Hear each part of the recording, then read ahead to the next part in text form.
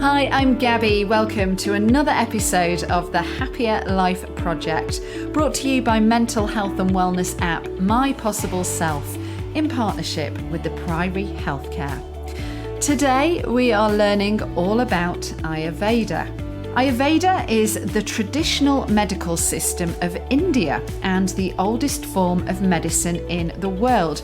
It treats and integrates the body, mind and spirit using a comprehensive holistic approach that prioritises diet, herbal remedies, exercise, meditation, breathing and physical therapy.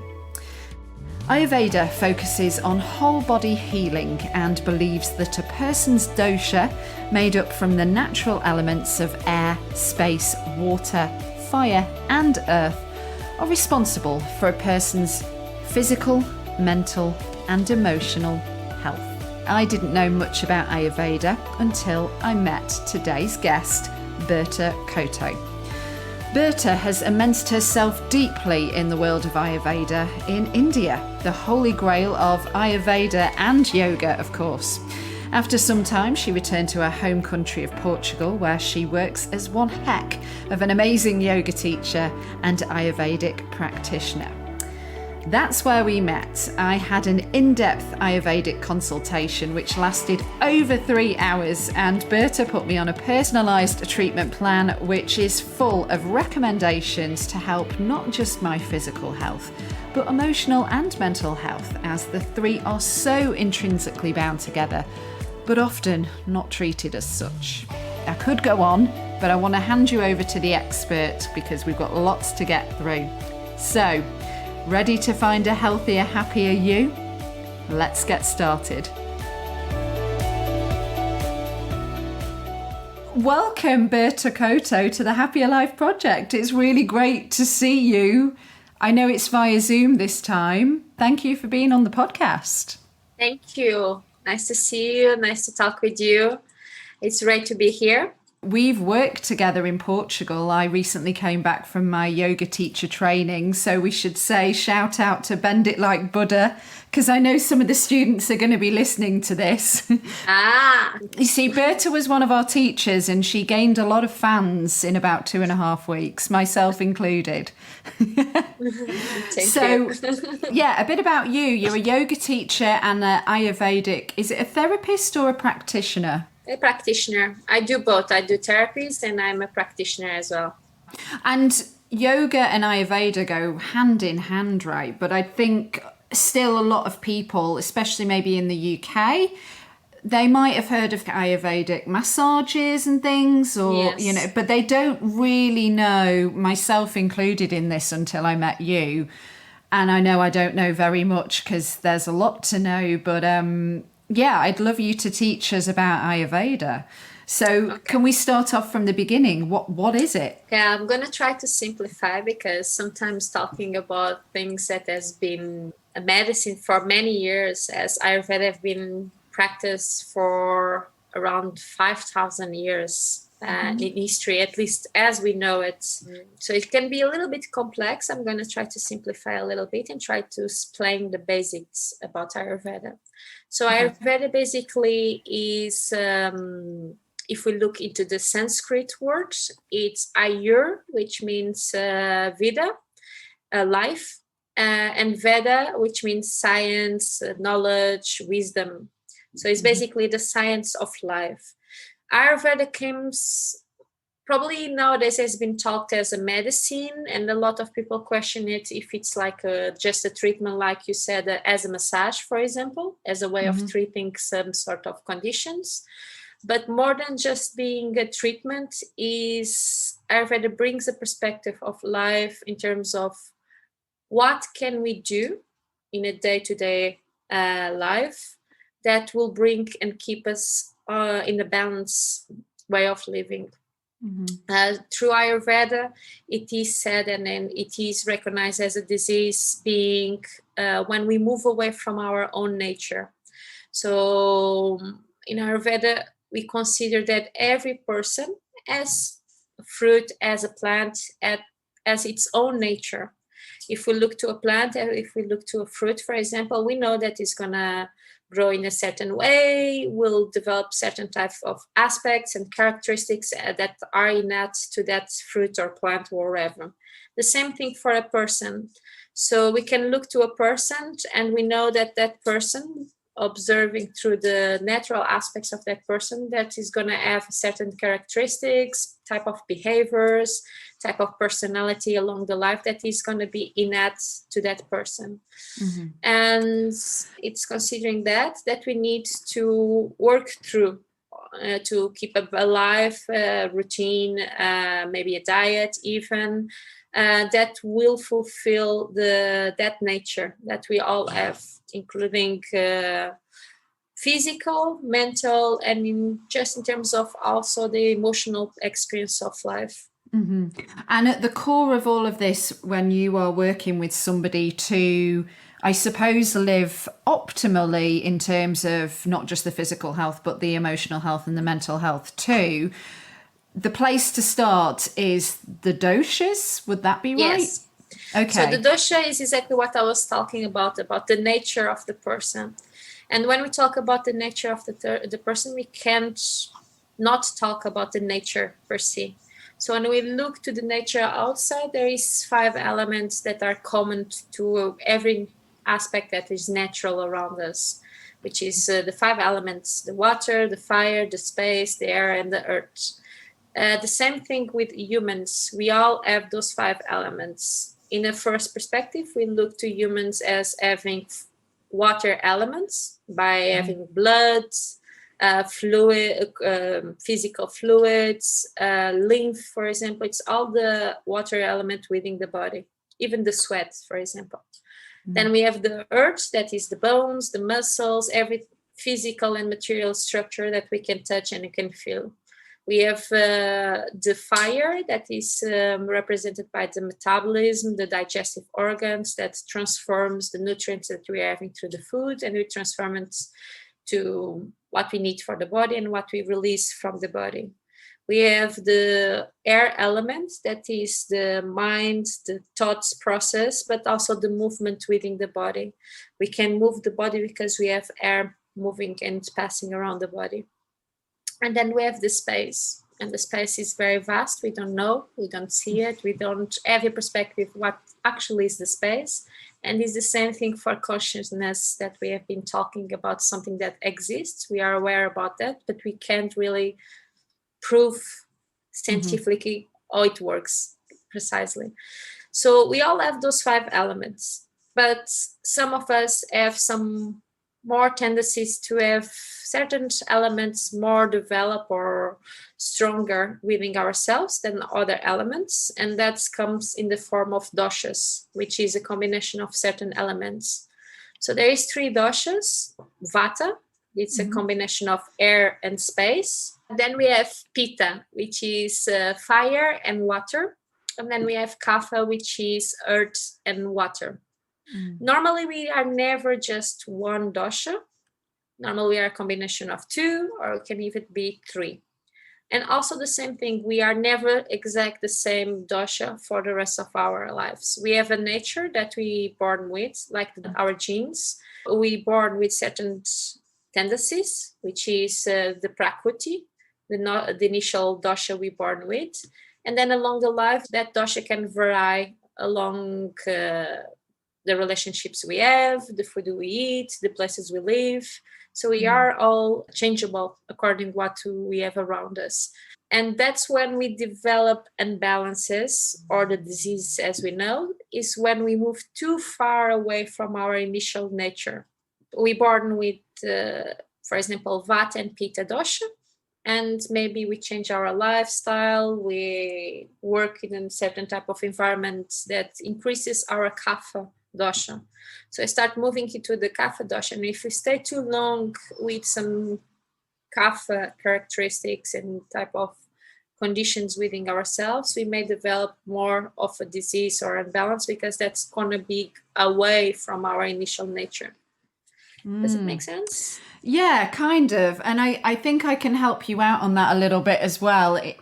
If you go not just in the UK, in most places, if you go to a doctor, if we talk about like the more typical Western type of doctor, you get like a 10-minute window, and you can't go to the doctor. I don't think a receptionist would even make you an appointment if it was for something like, oh, I feel tired all the time, or oh, I feel sometimes a bit nauseous, because the doctors have such a limited time and have to see so many people. These imbalances, maybe we feel like we've just got to live with them. Like, I have certainly felt before, oh, I'm just one of those people that gets tired all the time, or I'm really forgetful, and that's just the way my life is. Whereas if you see somebody like you, and I can say this speaking from experience, you get that luxury in a way of having something where you sit down with somebody and you do look at a client's, I mean, it was really intensive, right? It's not just the physical history, it's the emotional stuff, it's the family history, it's getting this whole 360 impression of a person and their life and their lifestyle and their eating and sleeping habits and all of this other stuff. And then you can be like, well, here are the imbalances, and this is why you feel tired all the time. And, this is why you're gassy all the time. So yes. I think, it's really profound stuff.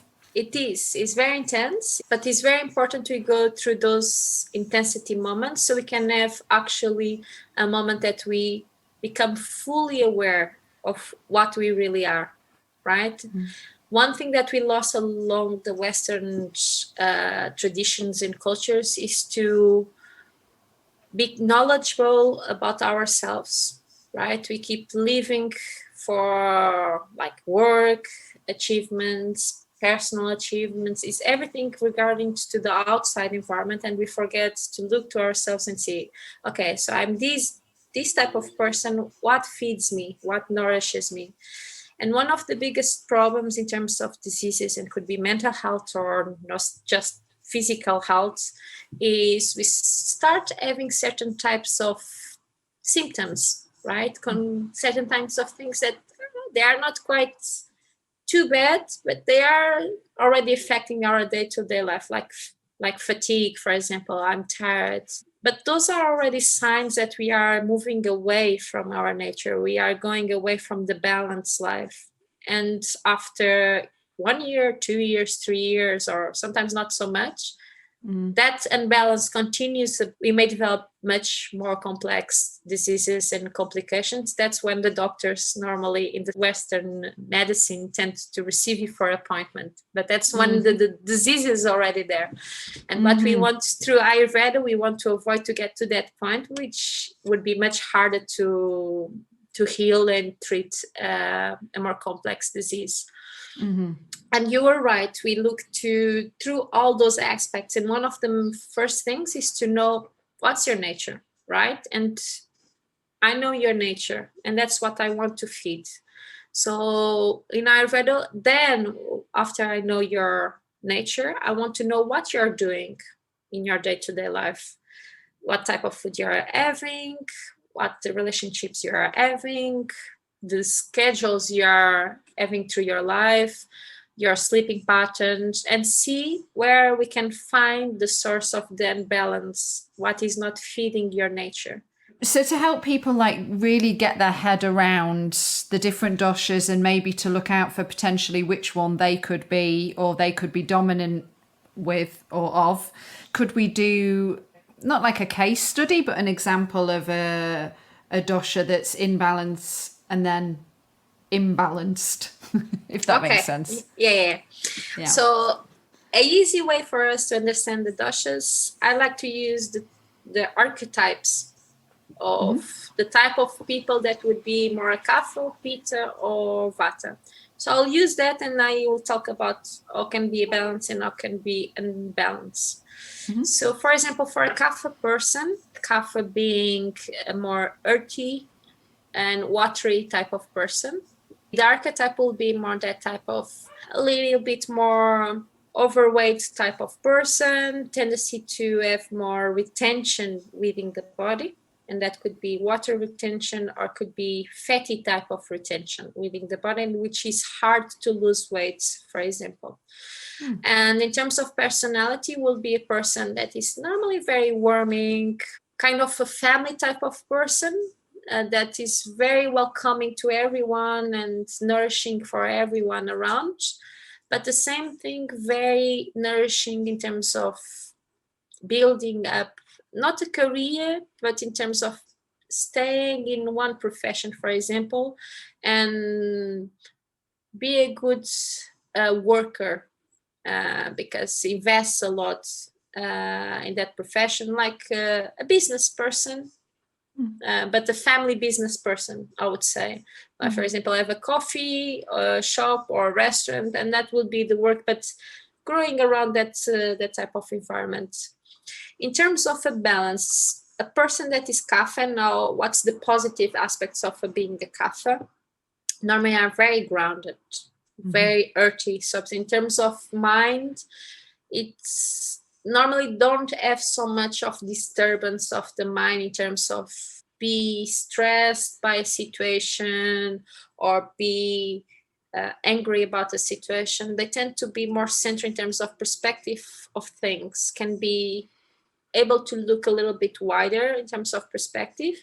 But as the body also is a little bit more lethargic, also the mind can be a bit more lethargic in terms of capacity of reaching information or getting information easily. So they tend to have more difficult to get information in, retain the information.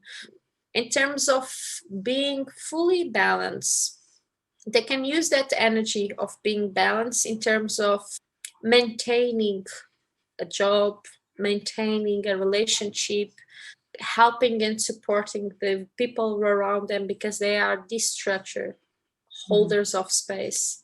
They tend to be very flexible in terms of physical body, because they have that nourishing earthy water element that nourish the joints. So they tend to have really good flexibility around the joints, for example. So they have good mobility. That's why normally kapha people tend to like to dance, for example. Normally, that's one of things that kapha people likes to do is dancing. But they normally don't do it because they lack motivation and the self-esteem a little bit. That's the imbalance of kapha. In terms of imbalances for kapha, it's mostly related with increased amount of kind of mucus or water or fatty within the body. If we think of water and earth, when they are together, they create that kind of paste type of texture, a form of mucus. And when I say mucus, it's a lot related with respiratory problems. So the most common kapha imbalances, it's respiratory problems, nasal obstructions, respiratory infections, cough. That's very common in the kapha type of person. Then also water retention, which means the lymphatic system would be more affected. So there is no so much movement within the body. So as I said, kapha is a grounding energy. There is not much movement. It's a dual energy. So that happens the same thing for the lymphatic system. So the lymph doesn't move so often, doesn't have the contractions of the muscles that comes from movement to increase the liquid moving through the body. And then the overweight as well. Obesity, for example, is one of the most common conditions associated to a kapha imbalance, as much as cardiac conditions, because there is not much of a blood circulation within the body. There is not much movement to release maybe more oily clots within the blood circulation. Then we have pitta. So pitta is is a very interesting type of dosha. So if we think about archetype of a pitta, which is fire and water, while the water in kapha, it's more related with that increased amount of water joined with the earth. In pitta, the water that is element associated to pitta is more of a response to the fire effect within the body. So the water is more like the sweat, the steam, the liquid we lose from the fire transformation within the body, not so much the water that impacts the body. Okay, it's more like the consequence. So if we look more Pitta, fire, as the strongest element, the archetype is that sporty or businessman or businesswoman that is always on the action. There is a very goal-oriented person that has a very strong willpower, very organized, very perfectionist in terms of what they do in life. And that could be professionally, could be in a personal life. It's normally a person with a very strong motivation, purpose through life. In terms of body shape, while Kapha is a little bit more overweight, the Pitta will be more the medium size, I would say. Not too much overweight, but also not too skinny. He has the middle size. He's a person that can build weight and can lose weight also easily both ways. In terms of balances, as I said, is a person that can use that willpower, that fire to achieve everything basic in life that they commit themselves to do. Also, the balanced person will have a really good digestive system in order to eliminate the toxins within the body. So can be a person that doesn't accumulate so much within the body. When there is imbalances, when we have too much fire, the temperature of the body increases. So it's a sign there is, for example, a more tendency for inflammations and infections within the body.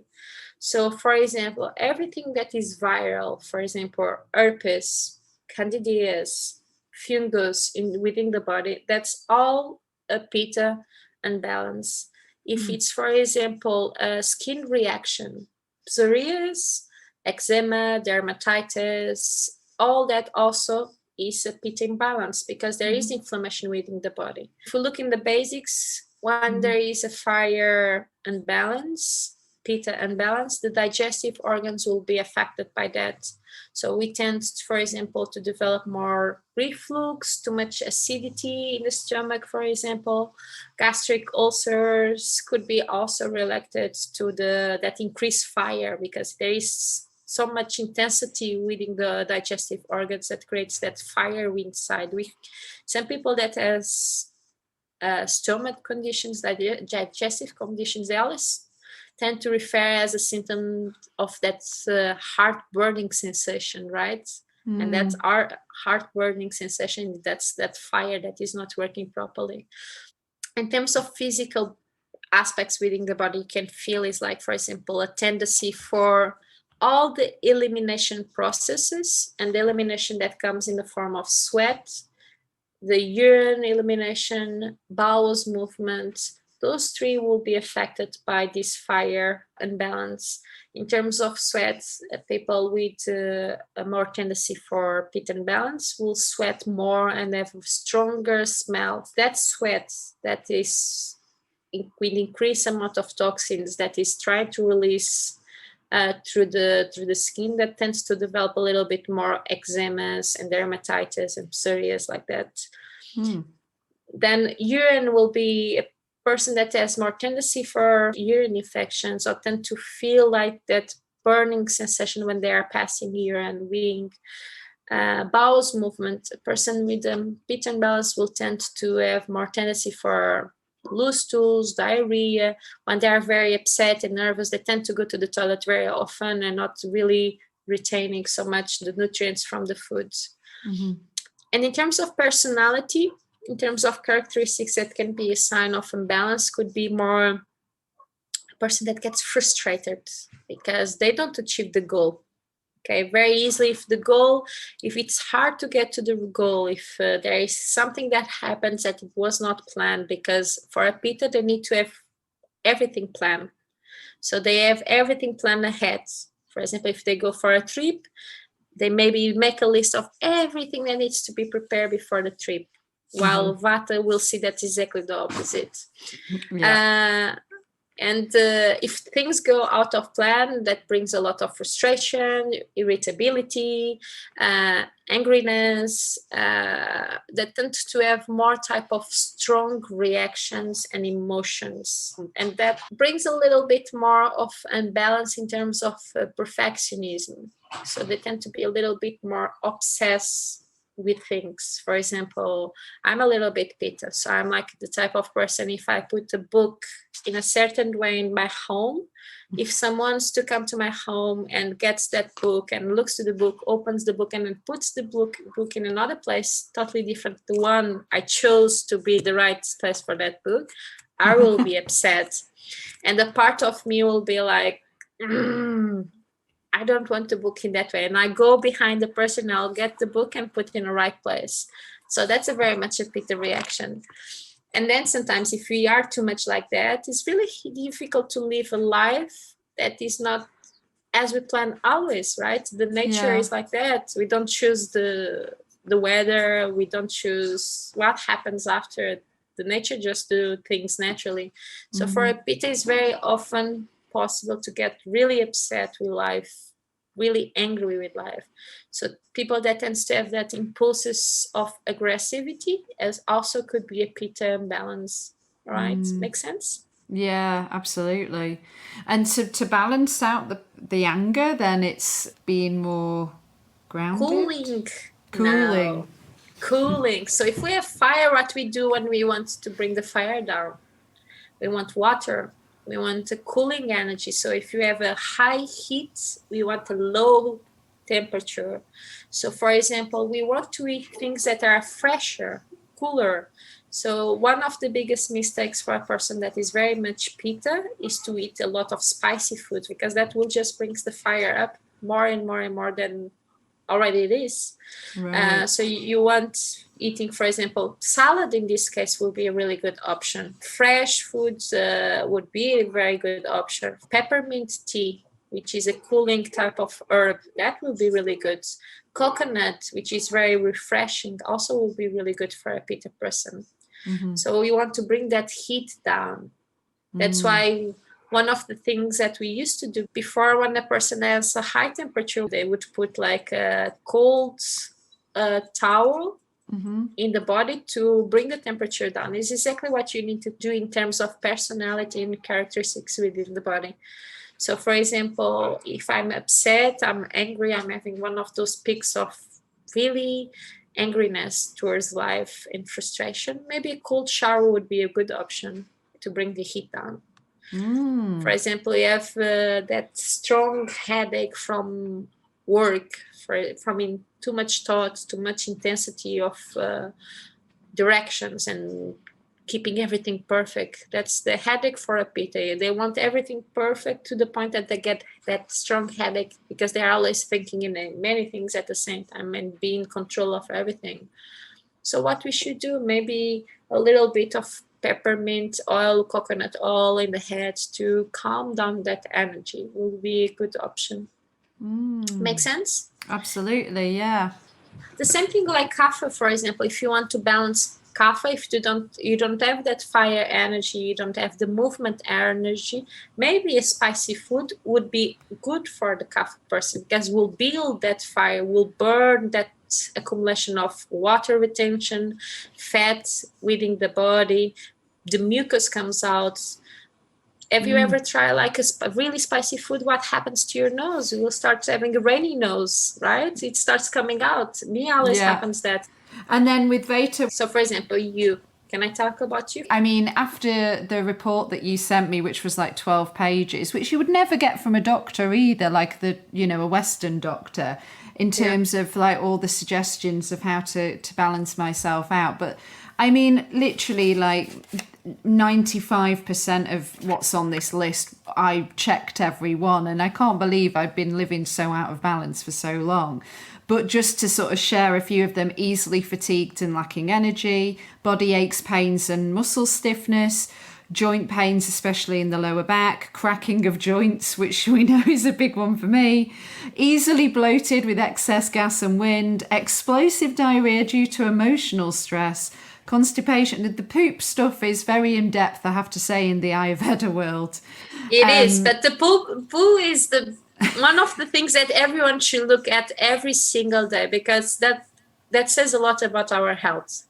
Because the poop is, if we think about the worst case of scenarios in terms of diseases, it's all about the toxins we accumulate within the body for years.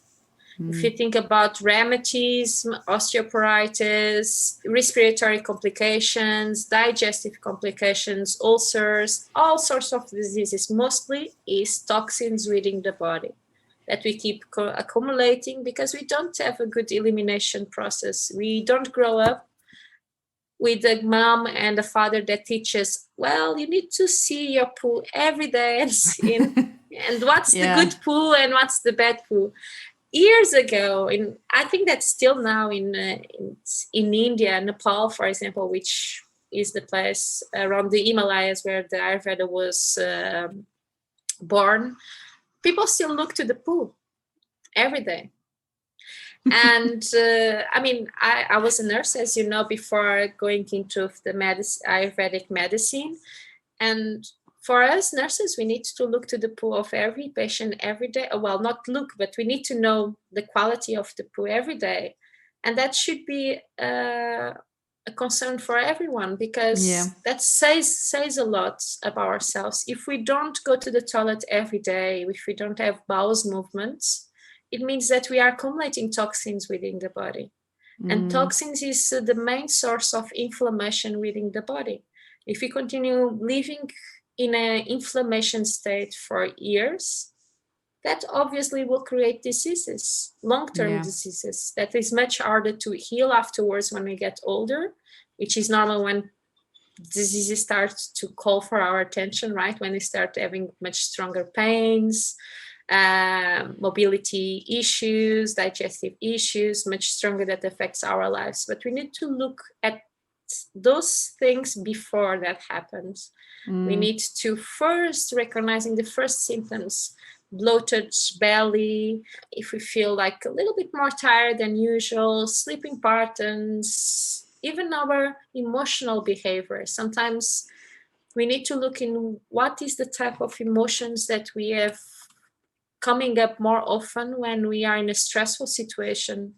Can I be able to be centered and answer to a stressful situation in a calm way? Or do I tend to be very angry, very irritated? Or do I tend to get very nervous, not knowing what to do, fully losing the control of everything? Or do I tend to be in a shock type of reaction? All those type of emotional responses also tell us about if we are developing some sort of imbalances that may develop much bigger imbalances in the future. One of the biggest causes for mental health complications and imbalances, it's more regarding to people that develop too much of a vata type of imbalance, which means when a person develops too much air and space. If you think about these two words, is very logical. When a person is very airy, very spacey, it's not grounded, it's not here.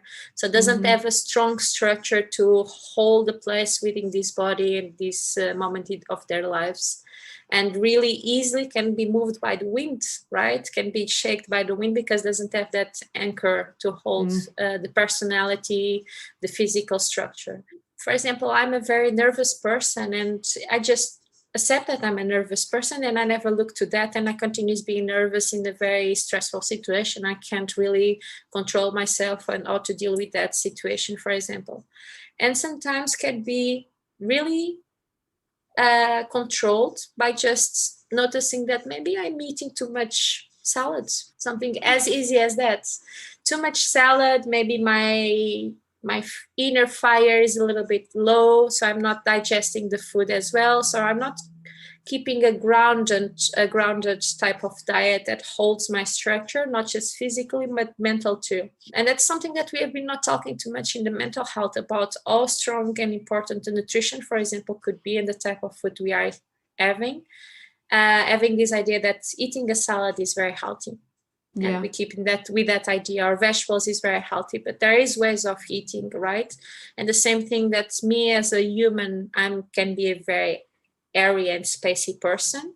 Also, a fruit, plants, a vegetable can be very airy and spacey too. The same thing.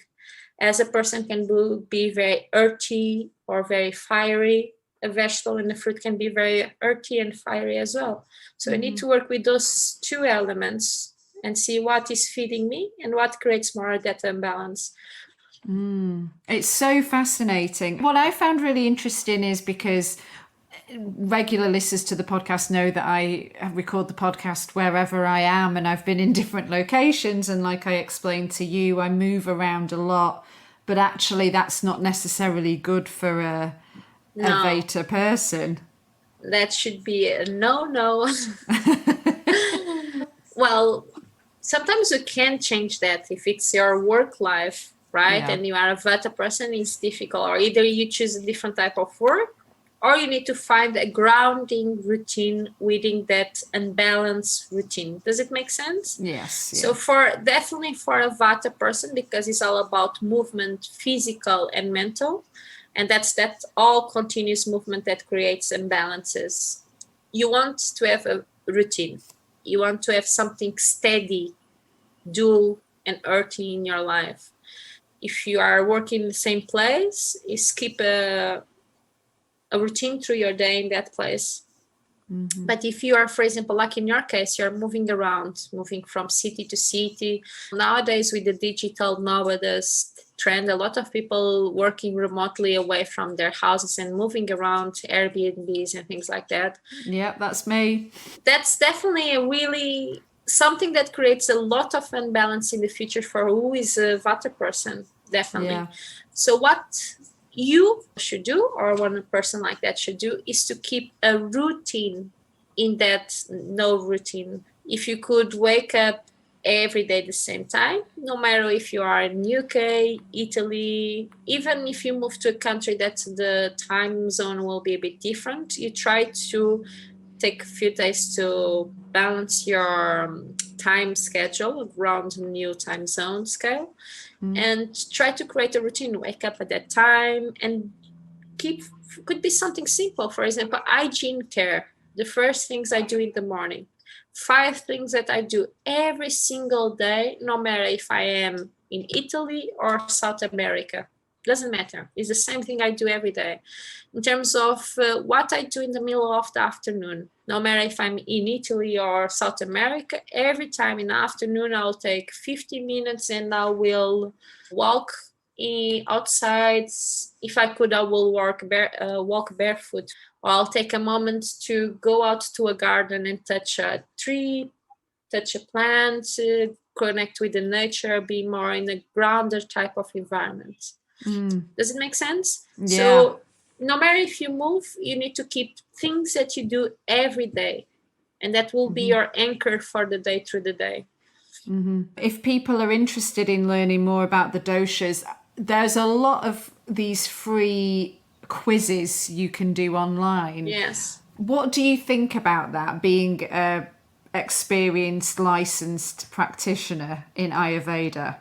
In a first moment, you get to know Ayurveda. If you want to get to know a little bit more Ayurveda and about yourself, could be good also to increase a little bit of self-knowledge about what type of energy I may have, which sometimes the quizzes are not correct, because the quiz will also give the answer in this moment of your life. It could be perfectly giving you the answer for an imbalance instead of giving your nature, the one you're born with. I can give you an example. You are a Vata person. Imagine that you choose a job that you are working on the computer from 8 o'clock in the morning till 10 o'clock, long period of time. And you are 10 every o'clock day, at night? At night, yes. Yes. 8 to 10, many hours in the computer. So you are sitting down on the computer for all that hours. You are eating comfort food like pizza, bread, burgers, cheap type of food. We know all that is not the best food. And you eat that every day, then you don't move the body, and you are doing that every day, and don't even have many days off, and then when you do have a day off, you stay on the sofa watching Netflix or whatever. After a while, you may develop kapha imbalances and maybe kapha characteristics. So if you do a quiz during that period, it may say that you are kapha, as a dosha, which doesn't mean that you are kapha. You are vata pitta, but in that moment of your life, you develop a kapha doshic reaction. So that's why sometimes I don't like so much quizzes because of that reason, and we take the quizzes as the right answer. So what I say about that subject, I say if you are not in a moment of out of balance and you just want to know a little bit of more yourself and maybe get to know Ayurveda, could be a first step. But if you really want to go deeper and get to know yourself, I definitely say that you need to talk with a professional. Nothing is so straightforward as I was talking to you saying, oh, a kapha balance is this, a pitta balance is this, a vata balance is this, because it can go deeper than that. So you can have imbalances in one dosha, another dosha, and the different organs, different doshas happening around. For a person that is definitely not into Ayurveda or doesn't have a proper routine, maybe the first consultation will be more about teaching the routine that will be the best for you at the moment. And then you can go for deeper steps afterwards for the direct treatments or herbal treatments that you could do during that time. When it comes to treatments is right because it's more than one. So again, it's not like going to a Western doctor who prescribes you something. This is the types of foods you should eat. There's a lot of like herbal supplements as well, I think, that you recommend. Yes. So in terms of when you think about the plan in terms of Ayurveda plan, it always involves daily routine, seasonal routine, because seasonal we change. For example, in summer we may have a certain routine, in the winter maybe another routine, because it will be different types of energies in different types of times as well. We work with daily routine, which is the Dinacharya, and then we have the seasonal routine. Then we have also the diet, nutrition we talked about. Mm-hmm. Then to support that, we also add herbal supplements, and the herbal supplements can be in the form in herbal capsules, which is the dry plant we can take with the food. Could be herbal teas, could be herbal tinctures, everything that is a plant-based type of medicine. Mm-hmm. And could be in the form of physical treatments. And the physical treatments, that's normally what the Ayurvedic massage. And there is plenty more physical treatments you can do in the physical body in a way to treat inflammations, to remove toxins within the body, to help the bowels movement, to increase the mobility, even for the mental health. If we talk about mental health, there is a lot of physical treatments. For example, it's called Shirodhara, which is a thin line of oil dripping on the top of the head in certain we call it marma points, but it's like the acupuncture points, for example, in a Chinese medicine. Okay. So it's almost the same points that we work. It will stimulate different parts of the brain, and even the body can heal parts of the body through having that warm oil, touching that points within the brain. And that will activate the nerves of the brain in a different way. Or could be the same thing even without having the oil, could be a head massage, and could be putting like a kind of warm oil pool on the top of the head.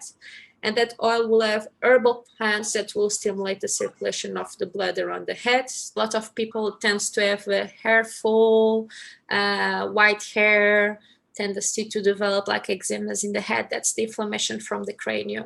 So for example, you can put that oil that with the herbal plants that will decrease the inflammation of the cranial area. That's one treatment, for example. Yeah.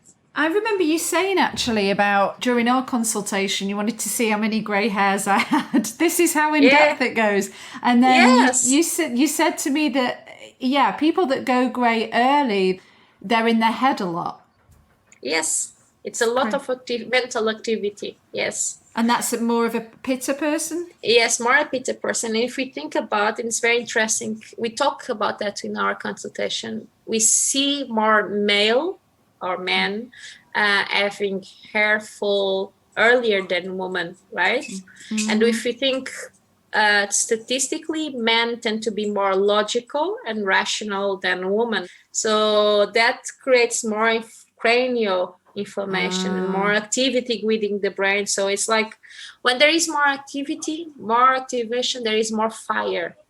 And when there is more fire, there is more inflammation.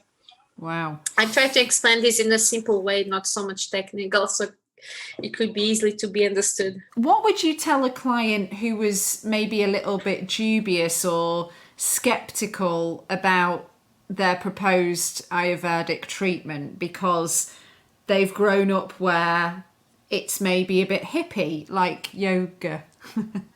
Well, depends. First, I always ask how much people knows about Ayurveda, right? That's my first question. And I always ask what's the expectation for the consultation, because every single one that is not aware about Ayurveda or doesn't have any previous experience of alternative, I would say, type of healings or holistic type of interventions, they tend to have this idea of more of what happens in a normal consultation with a doctor, which you go there, you talk about your symptoms, and then you give us maybe a few pills to take at home for the symptoms, right? Yeah. Very few doctors talk about diets and change of lifestyle. Maybe they will talk if you have diabetes or overweight, they will talk a little bit, oh, you need to change your diet, and we'll be a little bit around that. So what I explained from the beginning is to say that it's a bit different Ayurveda, and in Ayurveda only works the treatment when you are involved person in your healing process. So it's not me as a therapist or a practitioner that will heal you. It will be you. So you will need to be in a position that you will take over your life, basically, and not just your health, what you do in life. You are your own doctor.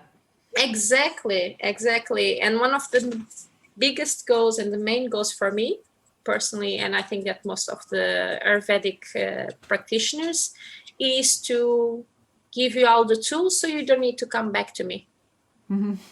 You know, I give you the tools, you find the answer, you find, okay, I can keep myself balanced if I keep doing this. So you don't need to come back to me. You become your own practitioner and therapist and the person that owns the power of your life. That's the main goal for Ayurveda. I read an article online when I was doing a bit more research with an Ayurveda doctor who said, please listen to your inner instincts when your body gives you the first slightest signal of something going wrong inside you. Don't ignore that first itch and give your body the benefit of healing with natural medicines and herbs rather than loading your body with heavy doses of synthetic chemicals or hazardous substances. So Yes. Do you have anything to add to that statement? I'll go back to the conversation we had about the watching the bowels movement, for example. Yes, it always comes back to the poo. Yes, well, because it's just watching the simple aspects. You need to look for the simple things of your body. If you link, I would say this way, maybe it will be the easiest way. You need to think about life is supported by keeping the energy flow, right?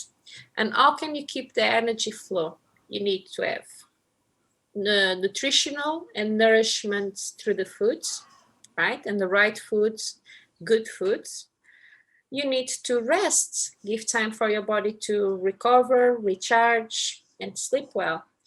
You need to eliminate toxins, because when you keep toxins within your body, you will lose energy. The energy of your organs will go towards the toxins. The organs will work harder because they want to eliminate the toxins that are there. They're creating the body lethargic, slower. So the body is overworking constantly if you keep toxins within your body. So this is emotional toxins as well as Yes, maybe ones that we consume through food or... Of course.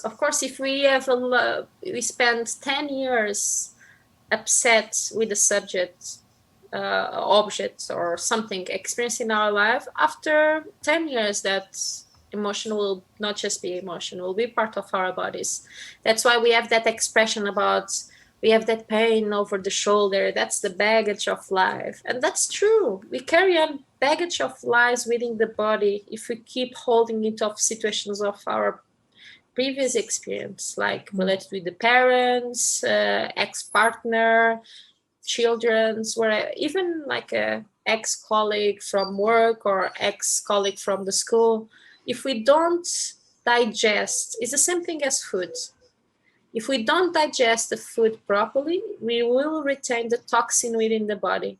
If we don't digest experience of our lives from the past, we will retain that experience within the body and will become a toxin for the body as well and for the mind. So a lot of the physical pains of the body that starts appearing with age, a lot of them could be related very easily to emotional aspects of our lives. So that's why the third component I was talking about looking to sleep, food, and also the way we eliminate the toxin that comes to poo again, urine and sweat. We should look to the ways our body is releasing things out. And also about communication, because talking is a way to eliminate, right? We move things around. If we talk about maybe I'm upset with you, if I talk about that, I'm not retaining so much that in my body, I'm releasing. So that's also a releasing process. If those ways of releasing are not working well, if I'm not going to the toilet every day, if I don't sweat that much, if my urine it's very dark, and if I go to the toilet very little amounts, maybe I'm retaining a lot of toxins within the body. So I need to question myself. I don't have pains, I don't have inflammations right now, but if I continue like this, I may develop those things in the future. So that's why we need to look to ourselves everyday life. We need to be our own doctors every day. Okay, I'm going to look to the mirror. I'm going to question myself. Am I eating well? Am I sleeping well? I'm going to the toilets as much as I should. Is it the good way or not the good way? Am I accumulating a lot of emotions, not talking much? So that's the type of questions we need to do to ourselves. So I definitely agree with that quote you read right now. They do say prevention is better than cure. Yes, definitely. Yeah. That's why as a nurse I started to look more into of Ayurveda, because I saw along my experience that a lot of things I saw in people could be very well prevented if simple symptoms would be resolved and looked after before than when I met those people during the time they were in the hospitals, for sure. Right. That's what that guy you read about said. You tend to over accumulate also other type of chemicals within the body that will affect the kidneys, the liver, and if you affect those two organs, also you will create other consequences within the body, other problems within the body. So it's like a cycle. That's why we see very often a person that comes to the hospital with one problem in one moment of their lives. After a while, they take some pills. After a while, they may develop another problem, and they're continuously coming to the doctor because there is more problems coming and coming and coming. We didn't heal the first source of the problem. And then we continue adding more treatments that develop a little bit more of complications within other organs. Amazing, Berta. So, final question. I ask every guest to set us some homework based on the theme of the episode. So in this case, what is a simple, actionable first step we can take when it comes to living well the Ayurvedic way that will help us on our mission to building a happier life? I was going to make a joke saying, look to your poo. But let's pass that to the side. But that's a good one as well. Okay. Well, we can go with look to your poo if you want. Now, one very important thing, I think that would make a huge difference. The time you eat at night. Okay, because as I said, it's all about retaining toxins within the body. And that's when we tend to accumulate more toxins with the body, because the organs, when after 8 o'clock, they will want to go to sleep as well. So they are not as strong working within the body. So the ideal, and that's for everyone, not just kapha, vata, or pitta, would be to avoid having foods or heavy foods at least after 6 o'clock, and try to avoid having very strong food after that, or even not eating at all after 6 o'clock. If you need to eat a piece of fruit, something much easier to be digested afterwards, that would be great. So you will give opportunity to the time, to the body to not retain during the night. That will bring more energy for the day, will bring more energy for the body to work through the day for whatever is the challenge of the day. And will help to sleep. And the sleep is one of the biggest and most important things in life. Yes. That's why we have a night time. And if we look outside to the nature, the animals also go to sleep. Most of the animals that are day animals. The plants too, you can see many plants that they are open, the leaves open a little bit more during the day. And then when it's nighttime, they go in a little bit more. So that's really important. Eating during the night, avoiding after 6, and try to go to sleep or go to bed before 10 o'clock. That will be the 2 biggest advices I could give. And look to the pool. I'm doing my best, and look to the poo. Yeah, I'm doing my best on that one, and I have to say I quite enjoy it. And you also gave me the I will say challenge of no screen time, ideally after 8 p.m. But it does work. Like, I have been reading more before bed, and then I am sleeping better. I would say the morning routine is really important, but I think that the night routine is one of the most important ones, definitely, because the body is not as energetic and as strong as it is in the morning. So definitely screen, but screen is one thing that we should all know, that after a certain time of the day, we are stimulating the brain.